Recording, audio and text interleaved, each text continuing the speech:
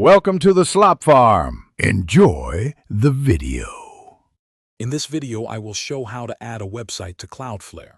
First, you will need to create a Cloudflare account or simply log in if you already have one. Once logged in, navigate to the dashboard and click the Add a Site button. Enter your website's domain name, for example, your website. .com and Cloudflare will then begin scanning your domain for its current DNS records. This initial scan typically takes less than 1 minute to complete. After the scan, Cloudflare will present a list of your current DNS records.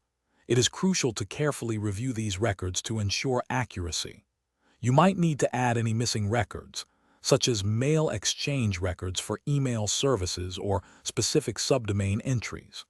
Double-check that all critical records, like your record pointing to your server's IP address, are correctly configured before proceeding to the next step. This is a critical step.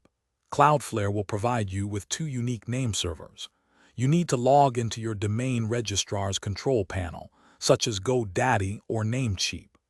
Locate the section for managing name servers and replace your existing ones with the 2 Cloudflare name servers. This change tells the internet to route your website's traffic through Cloudflare, enabling its security and performance benefits. Once your name servers have propagated, which can take up to 24 hours, Cloudflare will activate your site. You can then explore the various settings within your Cloudflare dashboard. This includes configuring security features like web application firewall rules, optimizing performance with caching, and setting up SSL/TLS encryption for a secure connection. Take time to customize these options to best suit your website's needs. Thanks for watching.